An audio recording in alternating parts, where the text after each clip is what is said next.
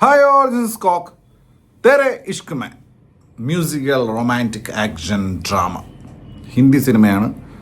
ധനുഷ് നായകനായതുകൊണ്ട് തമിഴിലുണ്ട് dubbed version. Anand L റായാണ് ഡയറക്ടർ. ഇദ്ദേഹം തന്നെ ചെയ്തിട്ടുള്ള സിനിമയാണ് റാഞ്ചന. അത് 2013 ധനുഷിൻ്റെ ഹിന്ദി ഡെബ്യൂ ഫിലിമായിരുന്നു. എ ആർ റഹ്മാൻ തന്നെയായിരുന്നു അതിൻ്റെ മ്യൂസിക്. ഇതും എ ആർ റഹ്മാനാണ്. A R Rahman is the only thing. ഈ സിനിമയിൽ നല്ലത് എന്തെങ്കിലും ഉണ്ടെങ്കിൽ പറയാനുള്ളത് എ ആർ റഹ്മാൻ്റെ മ്യൂസിക്കും സ്കോറുമാണ്. ഇഷ്ടം പോലെ പാട്ടുകളുണ്ട്. എല്ലാ പാട്ടുകളും ഒന്നിനൊന്ന് മെച്ചം. അതിൽ തന്നെ പുള്ളി ഒരു ഹമ്മിങ്, ആ സെയിം സാധനം തന്നെ പിയാനോയിലൊക്കെ ഭയങ്കര ലൈറ്ററായിട്ട് അത്രയും ഇമോഷൻസിന് ഇവോക്ക് ചെയ്യുന്ന രീതിയിൽ. പക്ഷേ ഈ പടത്തിലായതുകൊണ്ട് കാര്യമില്ല, പടം വിട്ടേക്ക്. പക്ഷേ അത് നമുക്ക് ഹെഡ്സെറ്റ് വെച്ച് കേട്ട് കഴിഞ്ഞാൽ തന്നെ ഔട്ട് ഓഫ് ദ വേൾഡ് സാധനം പുള്ളി ചെയ്ത് വെച്ചേക്കുന്നത്. പിന്നെ ജോധാക്ബറിലെ രാവണിലെ തെരബിന പോലത്തെ ഒരു സാധനം, ഒരു അപാര സാധനം പുള്ളി തന്നെ പാടിയിട്ടുള്ള അത് ലാസ്റ്റ് ഭാഗത്തേക്ക്, സിനിമ ലാസ്റ്റ് ഭാഗത്തേക്ക് വരുന്നുണ്ട്. പിന്നെ VFXും കളറിങ് ചെയ്തിരിക്കുന്ന റെഡ് ചില്ലീസാണ്. അതിൻ്റെ ഒരു ഗുണം സ്ക്രീനിൽ കാണാനുണ്ട്. ബാക്കിയൊക്കെ ഗോവ.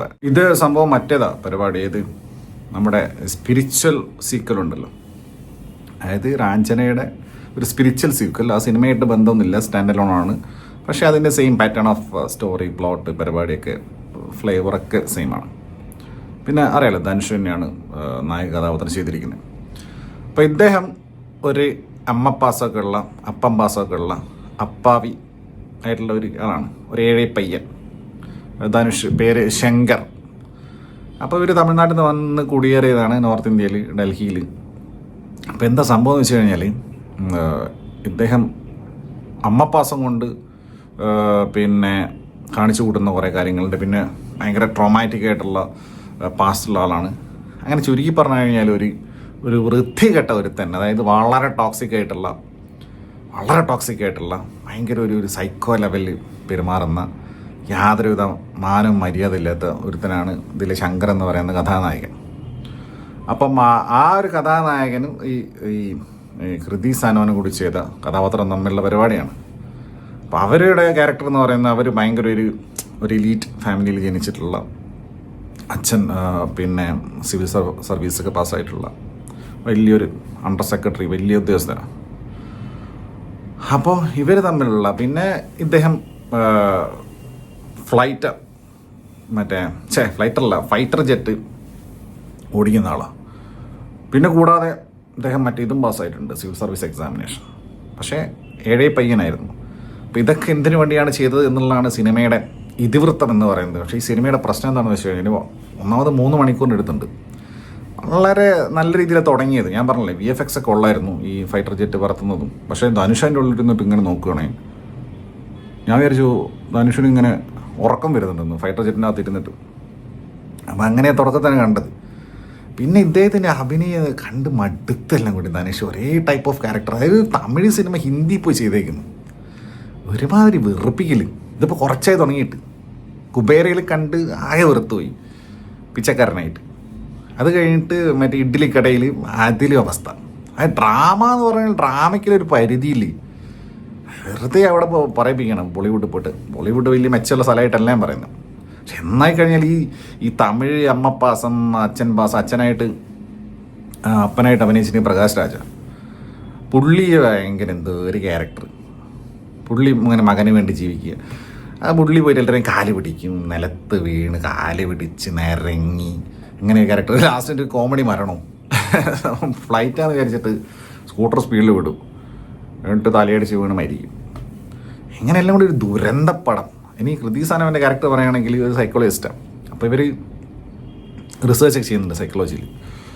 അപ്പോൾ ഇവർ റിസർച്ച് പേപ്പറൊക്കെ എന്തൊക്കെയോ മണ്ടത്തര പറയുന്നത്. അത് കഴിഞ്ഞ് യാതൊരു ലോജിക്കൊന്നുമില്ല. അത് കഴിഞ്ഞ് പിന്നെ അവരെ വഴിക്ക് പോവാം.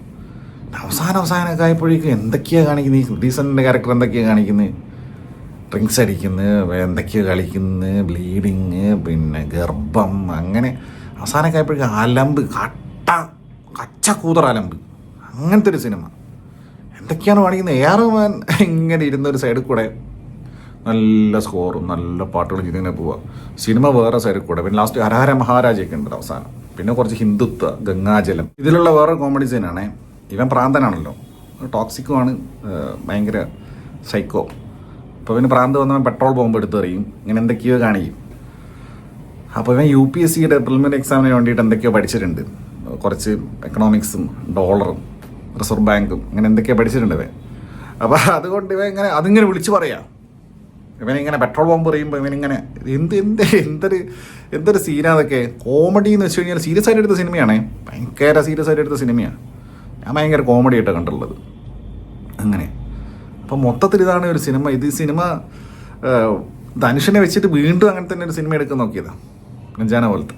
പക്ഷെ ഇതെന്തോ ഒരു കച്ചറ അബദ്ധ സാധനം, സഹിച്ചിരിക്കാനേ പറ്റാത്ത ലെവലിൽ ധനുഷിൻ്റെ പരിപാടികളും എസ്പെഷ്യലി ഹൃദയ സനൻ വലിയ കുഴപ്പമില്ല, അവർ അഭിനയിച്ചിട്ടുണ്ട് നന്നായിട്ട്. ധനുഷിൻ്റെ സ്ഥിരം അഭിനയം തന്നെ. പക്ഷേ ഇതിന് ഒരു പരിധിയില്ല, ഇതിൻ്റെ ഒരു അവസാനമില്ല. ഇതേ ടൈപ്പ് ക്യാരക്ടേഴ്സ് തന്നെ ഇങ്ങനെ ചെയ്ത് പാസവും പിന്നെ നോർമൽ അല്ലാത്ത പോലെ ബിഹേവ് ചെയ്യുന്ന കഥാപാത്രം മാത്രമല്ല. ഇപ്പോൾ സിനിമയിലെ ലൈഫിലായാലും ഇങ്ങനത്തെ ആൾക്കാരെ നടിപ്പിക്കരുത്. ഗേൾസിന് നല്ല പണി കിട്ടും. ഇങ്ങനെ അയ്യോ പാവം വിചാരിച്ച് അവരെ നന്നാക്കുക, നടക്കുക, അവരെ മാറ്റിയെടുക്കാൻ ശ്രമിക്കുക. മറ്റേ രാക്ഷസം പടത്ത് കണ്ടില്ലേ, അതിൽ ആരും മൈൻഡ് ചെയ്തിരിക്കുന്ന മറ്റേ ചെക്കനെ, അവനെ നന്നാക്കാൻ പോയത് ഒരുത്തി ലാസ്റ്റ് അവളെ ചുറ്റിക്ക് തലക്കടിച്ച് കൊല്ലും.